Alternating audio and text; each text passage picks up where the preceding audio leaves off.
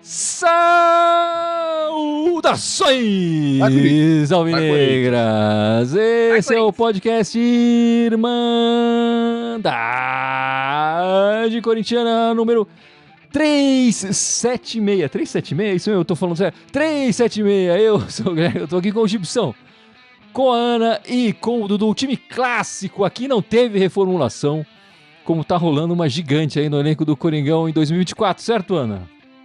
Certo, porque acho que o Augusto ainda não passou aqui. Esse aqui não é um departamento prioritário do Augusto. Aqui caminha bem, então ele não tá mexendo muito, mas não podemos ter tanta certeza assim, né? Vai que ele passa por aqui e troca alguma coisa. Mas é o time clássico por enquanto e tá dando certo. Vamos lá, que acho que agora o Corinthians vai.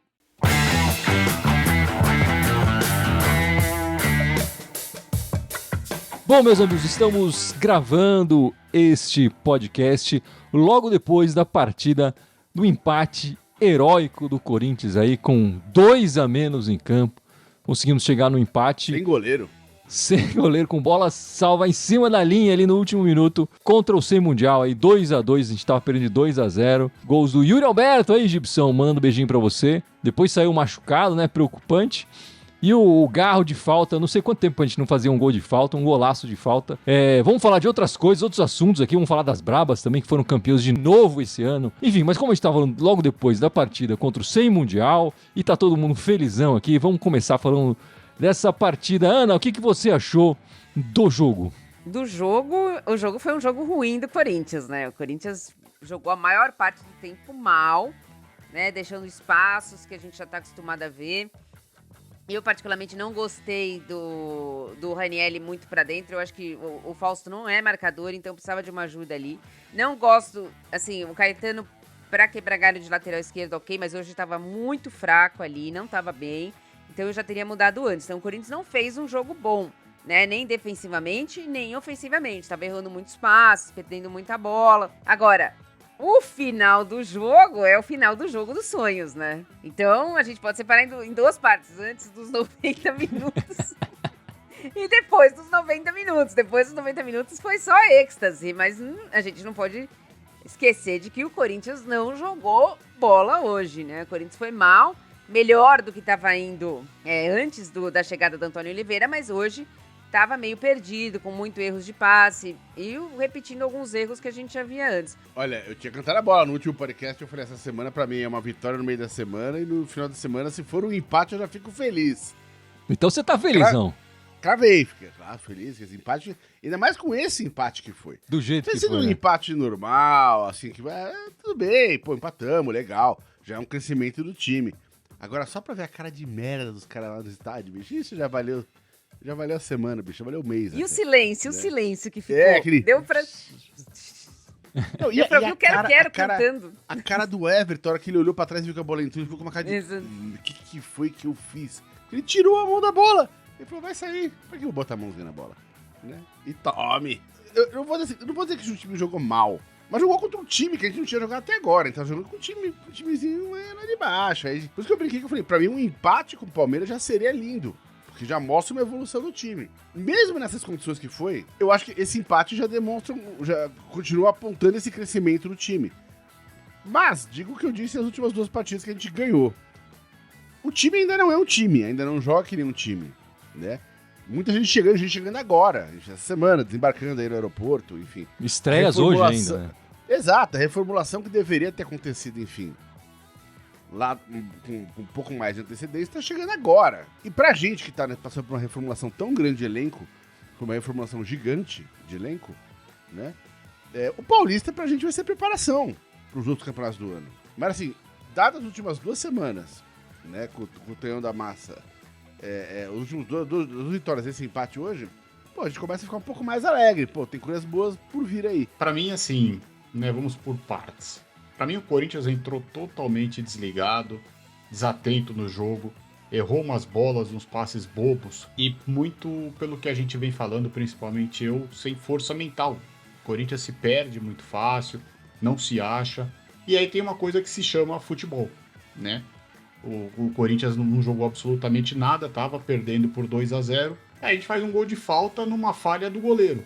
Por quê? Por que o Corinthians conseguiu empatar, ao meu ver? O Corinthians não jogou nada, o empate, em tese, não foi justo. Mas assim, você não pode menosprezar no futebol.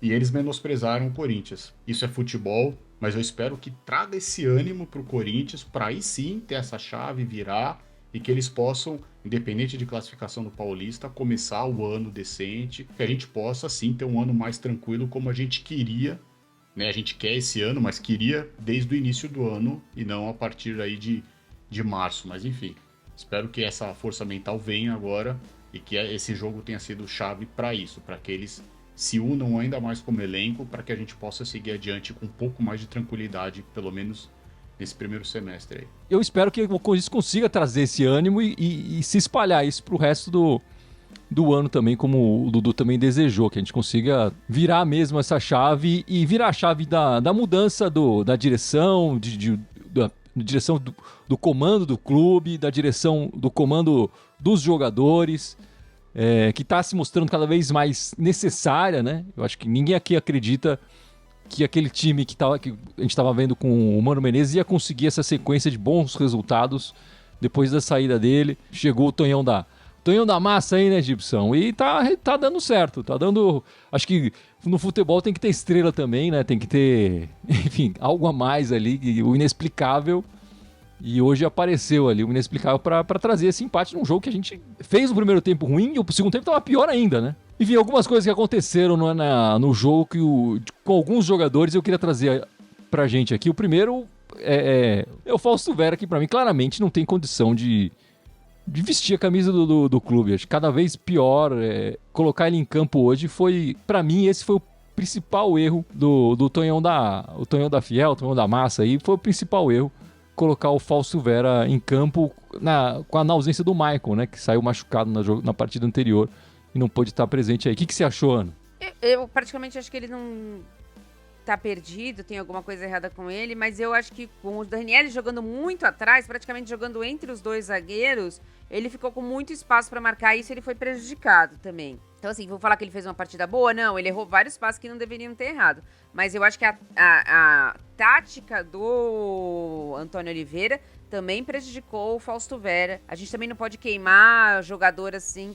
Eu gostaria que ele tivesse jogado, mas com a mesma tática que nós jogamos no final do jogo. Olha, eu adoraria saber o que tá acontecendo com o Fausto Vera, porque quando ele chegou, ele dominou ali a volância do time de uma maneira tão absurda que a gente até brincava na época, se a gente tivesse mais 2-3 jogadores desses, a gente ganhava qualquer campeonato, né? E de repente o cara entrou numa descendente bizarra, assim, que não dá pra explicar o que tá acontecendo com o futebol do cara, né? Eu acho que é um jogador que, por mais que esteja no mau momento, como a gente já viu ele jogando bem, eu sempre fico na esperança de que, sei lá, técnico novo, com tempo, enfim, vai recuperar o cara, né?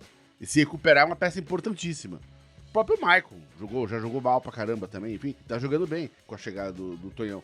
Então eu espero que ele consiga fazer o Fausto mudar também, porque eu acho muito triste ver o Fausto jogando o que ele tá jogando agora, depois de ver o que ele já jogou. Acho que o esquema não ajudou ele, e aí ele também não se ajudou. Tô nessa expectativa um pouco que o Gibson falou também, né? Agora com a chegada do novo técnico, vai dando umas oportunidades, mas ele precisa melhorar. O Fausto já vem mal faz um tempo, né? Já fez um ano inteiro passado mal. Esse ano também não fez nenhuma boa partida e hoje mais uma partida ruim. Tem muito essa leitura, né, do futebol, é o momento. Agora o momento não era o do colocar o Fausto Vera. O Mano Menezes já vinha cometendo esse erro de apostar em alguns jogadores que não eram o momento deles. E eu tô vendo o Tonhão da Massa fazer o mesmo erro agora. Eu vejo o Rian, todas as vezes que entrou, ele se doa demais em campo, corre pra todo lado, enfim. Ele é o oposto do Fausto Vera nas últimas partidas. Pra mim, faria muito mais sentido ter colocado o Rian do que o Fausto Vera. Ô Gibson, e o Yuri Alberto, que resolveu fazer gol, né? Não dá pra dizer que o ano dele tá sendo igual ao ano passado, que a gente sofria tanto. Por enquanto, ele tá melhorando, né, o Yuri Alberto? Ele precisa estar sozinho, sem ninguém em cima dele, pra ele conseguir chutar uma bola em direção ao gol, né? Hoje, não, tô brincando, hoje ele finalizou bem aquela bola, mas ele, com a bola no pé é difícil, cara, assim, tipo, né? Ele não é um cara que ajuda a armar a jogada, montar, enfim, se cair no pé dele e tá desmarcado, ele tem uma grande chance de acertar o gol, né? Mas o que me preocupa É com o Yuri que Alberto no ano o seguinte, passado nem assim, né? Ele fazia. Não, então, mas eu comentar justamente, quando o Yuri Alberto chegou, né, ele ficou um tempão sem marcar também. Aí, de repente, teve um jogo lá que ele meteu, acho que 3. Aí depois meteu... Na Copa do Brasil, mais um, e depois... Então, assim, eu só espero que esse momento dele não seja um espasmo que ele teve no passado. Agora, se foi só um espasmo, então aí me preocupa, porque em breve é capaz dele voltar a ser o Yuri que a gente tá vendo nos últimos 6 meses, né? O esquema que o Torreão da Massa fez nesses jogos também favoreceu mais o Yuri Alberto, estilo de jogo, do que o Mano Menezes e até o Luxemburgo estavam fazendo. Ele busca ainda ficar muito de costas, tá? Mas ele tá mais pro lado, ele tá correndo mais com a bola, ele tá tentando finalizar mais. É uma pena só que aconteceu com ele hoje, né? Pra mim foi uma lesão meio séria. Na 100ª partida dele, né? É preocupante, porque o Yuri Alberto, a gente sempre torceu para que ele pudesse voltar a fazer esses gols, né? Querendo ou não, são 4 partidas consecutivas, né? Mas eu acho, foram 3 jogos só, mas que o esquema do Antônio Oliveira estava mais favorável para o Yuri do que o dos outros nossos 2 treinadores. Eu concordo com o que o Dudu falou.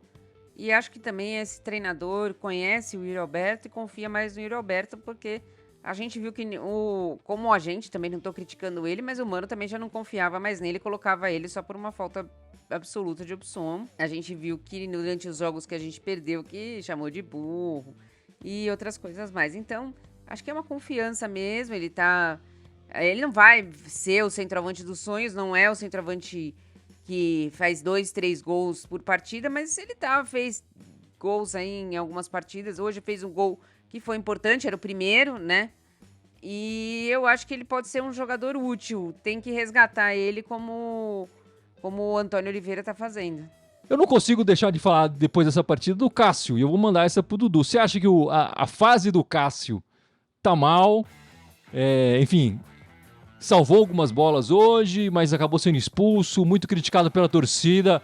Não sei a sua opinião, muita gente falando que o gol que ele levou no primeiro era defensável, não era. Enfim, como é que você tá vendo essa fase do Cássio em 2024, Dudu? Eu não vejo como falha no primeiro gol, eu ainda acho que foi falta no Wesley, mas enfim, é discutível, mas eu não acho que ele falhou no gol não, porque o cara ficou livre, né? O menino ficou livre na frente da área, sozinho para finalizar. Acho que falhou sim, né? A falha que deu certo, né? Trocou o terceiro gol pela expulsão e acabou nos ajudando. Mas eu acho que vai ser bom esse jogo que ele foi expulso. Não sei, né, a lesão, a gente sabe se ele vai acabar jogando ou não na quinta-feira, mas domingo é certeza que ele não joga. Mas acho que vai ser bom ele ficar esse tempo aí, até pro técnico também conhecer o goleiro reserva, ver que pode contar com ele. Mas acho que é bom o Cássio ficar um tempo sim no banco, eu sou fã dele, contestável, mas acho que o técnico precisa ter o elenco na mão, e para ele ter o elenco na mão, ele precisa colocar, né, pelo menos o goleiro para jogar em alguns jogos, para poder ter essa confiança que a gente tem nele, mas o técnico ainda não conhece ele no campo. Mas acho que essa pausa vai ser importante para o Cássio, na minha opinião, pelo menos nesses próximos 2 jogos. Eu sei que um é certeza, mas eu também já deixaria ele fora do jogo da Copa do Brasil. Eu acho que é uma temporada péssima do Cássio. Não sou goleira pra falar que se falhou o primeiro gol ou não, eu não tenho certeza disso, então eu não vou falar. Mas assim, eu não concordo, por exemplo, quando o Du fala, trocou a falta. Não, ele tinha que ter chegado antes na bola do que o Rony. Ele estava em vantagem, ele estava mais perto que o Rony da bola. A falta só aconteceu porque ele hesitou em sair da bola, né? E aí ocasionou tudo isso. As declarações do início me mostram um jogador que obviamente é muito importante pro Corinthians, mas que era muito ligado à diretoria anterior. Pra mim, ele estava muito ligado à diretoria anterior. E agora, com esse negócio dos 700, fazendo homenagem pra filha dele, ele baixou a bolinha, né, dele e começou a ficar mais calado. Eu gosto do Cássio. O Cássio é um ídolo pra mim, mas ele tem que ser um ídolo do Corinthians. Ele não é um ídolo da Renovação e Transparência. Infelizmente, tudo na vida acaba. E eu acho que o Cássio deveria saber o seu lugar. Então treina e volta quando estiver bem. Olha, eu acho que no primeiro gol, eu diria que se fosse o Carlos Miguel, a gente não teria tomado aquele gol. Continuou fazendo defesa importante, como logo na sequência desse gol, que ele podia ter defendido, na minha opinião, ele fez uma defesa queima-roupa dificílima. No lance da expulsão, eu não acho que ele saiu atrasado na bola, porque quando você vê no replay, ele vai até a beira da área e ele para. Eu acho que ele ficou na dúvida se o cara ia chegar a tempo ou não. E a hora que ele viu que ele ia chegar, daí ele saiu em cima do cara, porque assim, se ele não sai em cima do cara, é o terceiro gol. Assim, trocou o vermelho pelo gol. Pra mim foi claro isso. Se os caras tivessem feito o terceiro ali, tinha acabado o jogo. A gente não estaria feliz agora, nesse momento. Concordo com a Ana, eu acho que assim, tem que sentar a bunda, o bicho vai treinar, então treina mais. É aquela coisa, ele quer bater o recorde lá do Vladimir, vai ter que suar a camisa pra bater esse recorde do Vladimir. Porque o cara que tá ali atrás dele é uma versão dele melhorada. É o Robocop 2.0, né? Então, assim, tipo, você vai ver no jogo que vem, se o Carlos Miguel entra e faz uma puta partida, a cabeça do Tonhão vai ficar assim, falando, e agora? O que eu coloco? Enfim, assim, a pressão em cima do Cássio tá muito grande.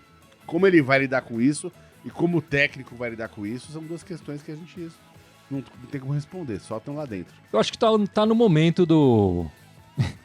tá no momento da renovação e da transparência na verdade, né? De verdade, de real. E o Cássio vai ter que passar por isso. É ídolo, fantástico, história linda no Corinthians. Enfim, pode escrever muito mais nessa história, mas precisa jogar mais. Eu acho que ele tá num ano ruim. E eu acho que como vários símbolos da administração anterior estão saindo, acho que o Mano é o último deles, né? Que tava muito ligado com isso, agora saiu, parece que o time melhorou. A gente vê os outros jogadores saindo e o time começando a dar uma resposta. O Cássio é mais um desses. Eu acho que é o momento.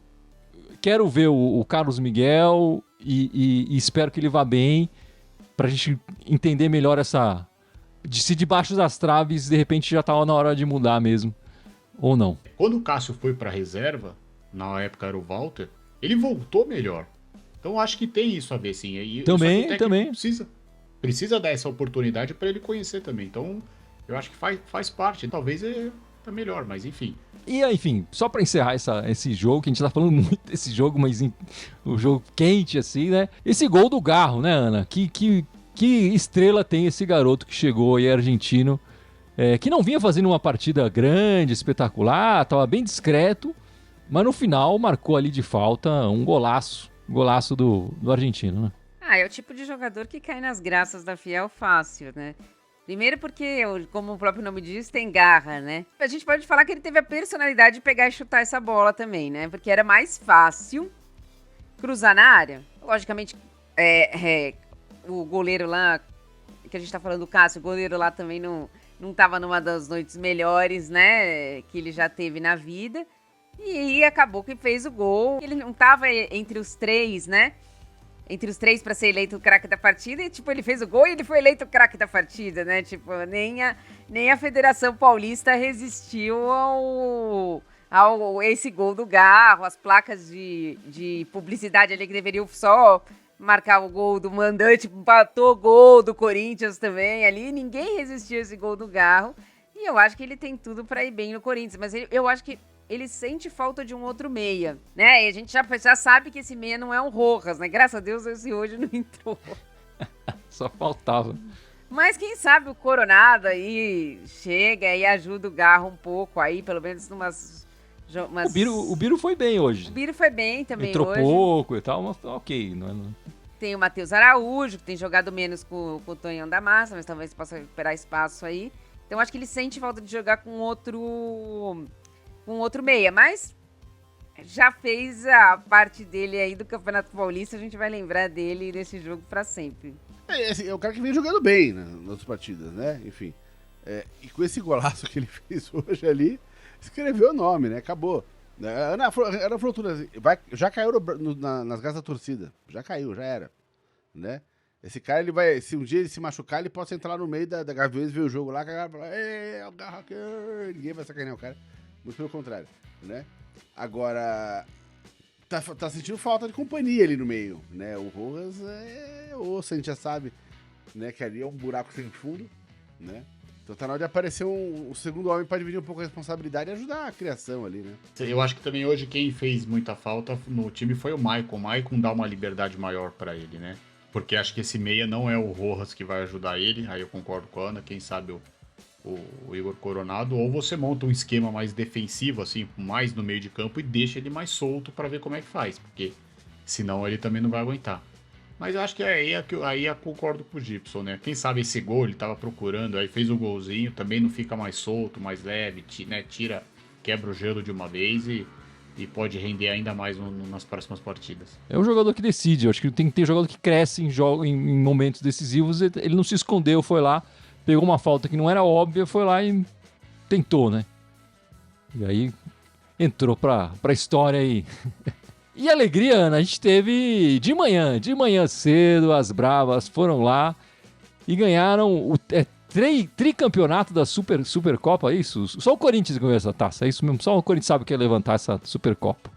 Isso, foram 3 edições da Supercopa, 3 Podíamos vezes dar o nome, que o Ana, pra Corinthians Supercopa Corinthians, né? Exato, Já acho que já nem homenageia devia logo o jogar título. mais, né? Nem devia jogar mais, eu acho que é perda de tempo jogar. Apesar que hoje não foi um jogo tão fácil quanto a gente está acostumado, né? Outro dia, na quinta-feira, que o Corinthians jogou o primeiro contra a Ferroviária, venceu de 2-0 a semifinal, tinha até uma menininha que apareceu chorando no Instagram e perguntou: por que você tá chorando? Ah, porque o Corinthians feminino só fez 2.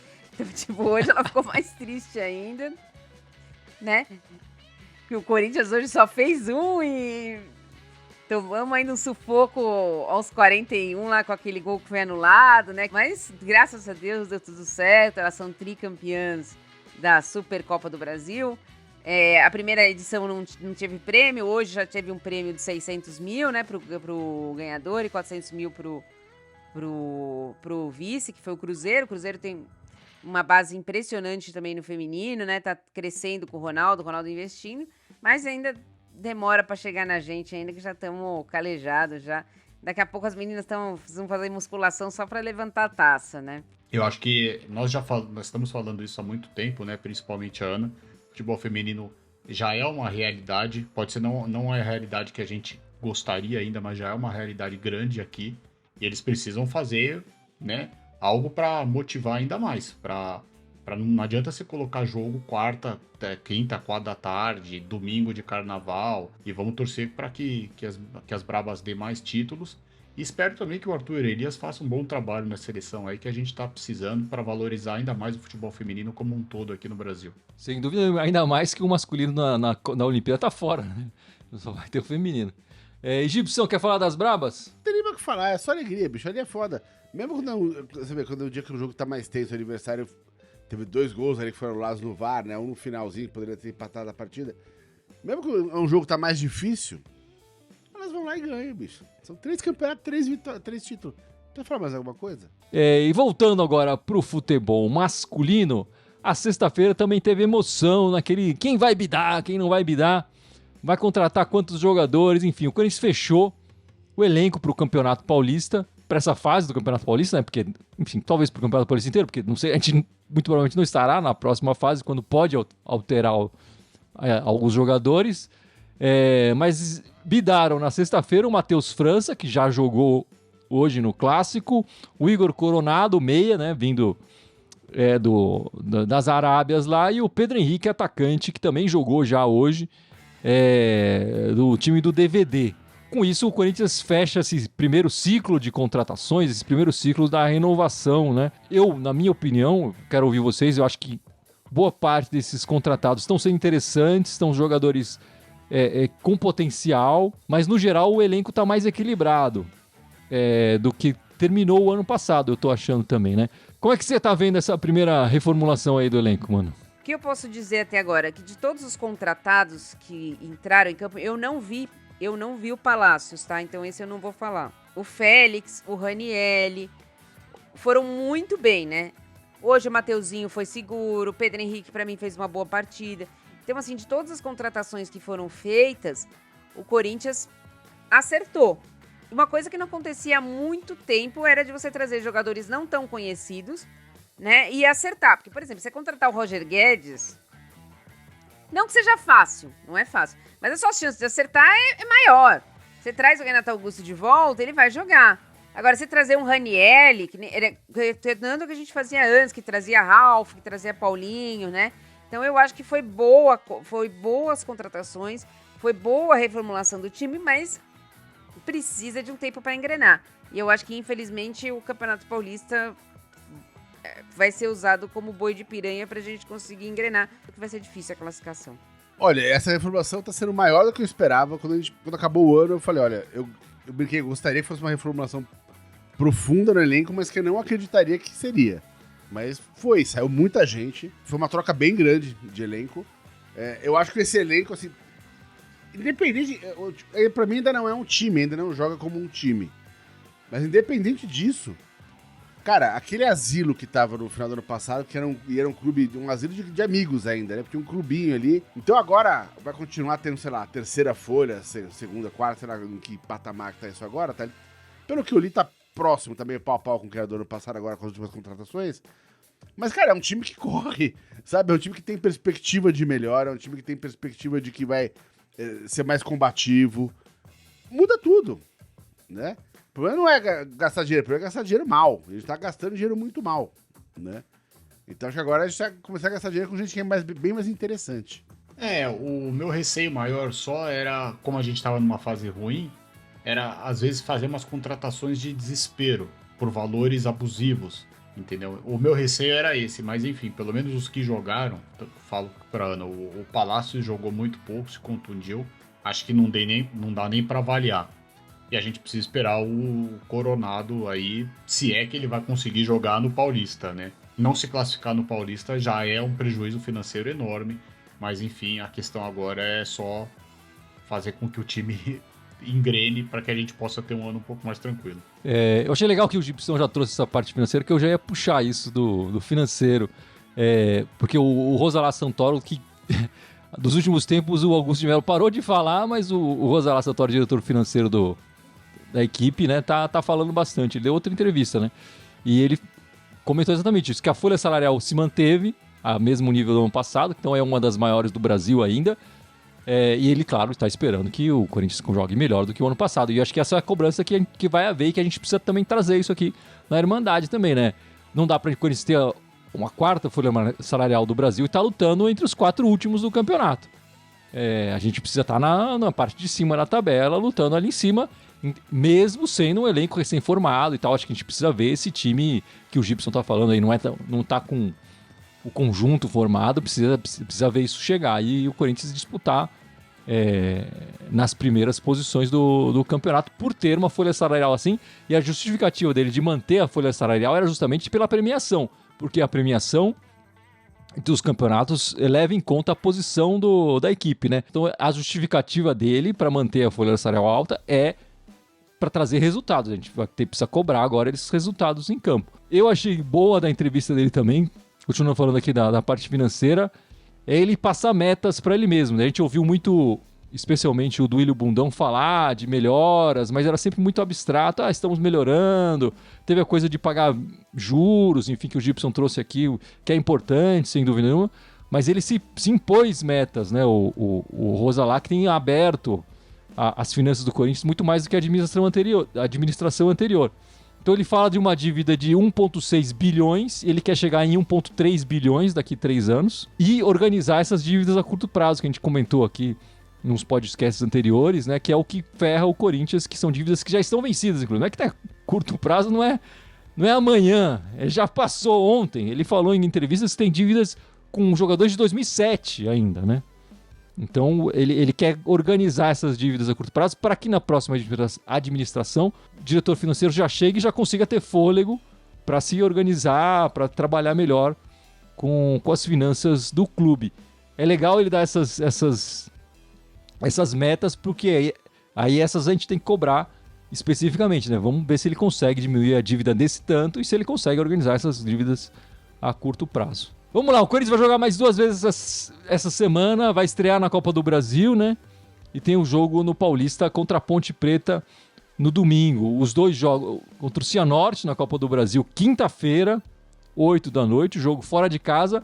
O Corinthians tem a vantagem do empate, né? O empate classifica o Corinthians para a próxima fase. É um jogo só, é só mata.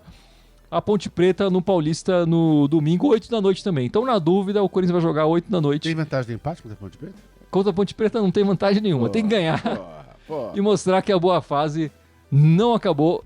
O jogo na Neoquímica Arena.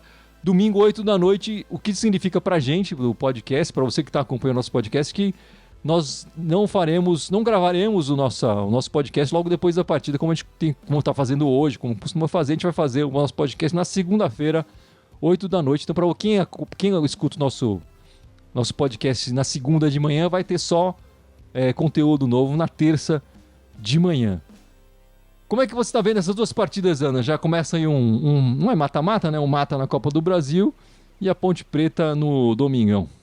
Acho que o Corinthians tem... Eu não vou falar um empate e uma vitória, vai que eu não quero mais falar 2 vitórias, porque sempre dá azar quando a gente fala isso. Então vou projetar um empate contra o Cianorte, que tá ótimo, e uma vitória contra a Ponte Preta e tentar jogar tudo nas 2 últimas partidas. Então, um empate contra o Cianorte, acho que tranquilo, e uma vitória contra a Ponte Preta, até pra gente conseguir ficar perto da zona de classificação. Se não conseguir classificar, pelo menos lutou até o final. E o Campeonato Paulista tem essa característica, enfim, que a gente já começou a falar, mas o Corinthians em outro grupo talvez tivesse classificado, enfim, tivesse mais tranquilo para classificar, né? Mas no nosso grupo, no caso, a gente tá com essa... Enfim, nosso problema foi ficar sem partida, sem fazer um ponto. Né? Gibson, e você, esses 2 jogos? Eu sei que você fica animado quando chega o Copa do Brasil. Amo esse torneio, cara. Mas enfim, eu acho que essa semana vai ser uma semaninha pra 6 pontos, né? 6 pontos, porque é um mata e 3 pontos, enfim. Mas é uma semaninha que dá pra pegar 2 vitórias aí, eu acredito. E acho que o Tonhão vai manter a invencibilidade dele. Espero que sim, né? Eu entendo muito bem o que a Ana falou, a gente brinca aqui, mas acho que seria muito bom o Corinthians jogar com o Cianorte, né? A gente já teve um histórico com eles, né? Na Copa do Brasil, a gente perdeu lá de 3-0, depois ganhou aqui de 5-1, numa época que a Copa do Brasil ainda valia o gol fora de casa. Eles não vão jogar em casa, né? Eles vão jogar em Maringá, até porque o estádio deles cabe 2.500 pessoas, passou por uma reforma. Nós vamos jogar no estádio agora em Maringá mais ou menos com 15 mil pessoas, torcida toda nossa. Eles jogaram hoje também pelo Campeonato Paranaense, fizeram um gol de empate aos 95, né? Também? Mas, enfim, estão lá em quarto, quinto, foi gol contra. Estão lá em quarto, quinto no Paranaense, vão jogar a Série D do Campeonato Brasileiro. Eles conseguiram, só por curiosidade, aí a vaga na Copa do Brasil, porque o Atlético Paranaense pegou aquela, acho que 9ª vaga no Brasileiro, que não cheira nem fede na brincadeira, né? Então eles entram automaticamente na 3ª fase da Copa do Brasil, então abriu uma vaga para a Federação Paranaense, porque foi o Atlético Paranaense, e é por isso o Cianorte está na Copa do Brasil. Mas o Corinthians tem que ganhar do Cianorte. E aí contra a Ponte Preta também. Mas o Corinthians tem que ganhar, independente do que aconteça no Paulista, o Corinthians tem que ganhar para manter essa sequência, para manter uma motivação maior, quem sabe essa virada mental que a gente falou depois do que aconteceu hoje, né? Mas para que o Antônio Oliveira possa tomar as rédeas ainda mais do grupo, mostrar essa confiança, o grupo se ajudar e que a gente possa, enfim, caminhar de forma mais tranquila para 2024. E Duda, você falou tão bem dessas 2 partidas que o Corinthians disputou lá com o Cianorte na Copa do Brasil. Você lembra quem marcou os gols e como é que foram esses jogos emocionantes? O Corinthians perdeu o primeiro jogo lá de 3-0, né? Os 3 gols no primeiro tempo foi do Edson, Márcio até foi um gol de bicicleta, né? Então terminou o primeiro tempo com 3-0, a gente tinha lá Fábio Costa, Tevez, todo aquele time. E no jogo da volta no Pacaembu, a gente fez 1-0, mas como tinha o gol fora de casa, eles empataram 1-1 e a gente só se classificaria ganhando de 5-1. No final do primeiro tempo, o Roger fez 2-1. E aí no segundo tempo, né, Tevez, o Roger de novo e o Gustavo Neri fizeram os gols do Corinthians, a gente 5-1, a gente se classificou, passou do Cianorte, enfim. E nós vamos ter algumas caras conhecidas ainda lá no Cianorte, no jogo de quinta-feira, né? Júnior Dutra tá lá, aquele Guilherme que o Tite pediu. Júnior Dutra, mano. Júnior Dutra. Eu não sei se o pessoal vai lembrar, mas tem o goleiro Tiepo, né, também, que era da Chapecoense, tá lá, enfim. Tem umas caras conhecidas do time. Tomar um certo cuidado, que eles até estão bem no campeonato deles lá. Uma legal lembrança aí, Dudu. Aí já enfrentamos o Cianorte e foi complicado. Só queria falar que parece que a diretoria do Corinthians quebrou o vidro do camarote lá na Arena Barueri. E aí o time de verde já entrou com o BO, tudo. Acho que vão ter mais alguma coisa pra pagar aí. Parece que foi na comemoração do segundo gol. Eu vou falar que eu entendo. Paga no reclame, tá tudo certo, foda-se. E o Corinthians contratou um novo preparador físico, né? Diz que é muito elogiado, que vem do Grêmio. Então vamos ver se acerta aí de vez o nosso preparo físico agora, né?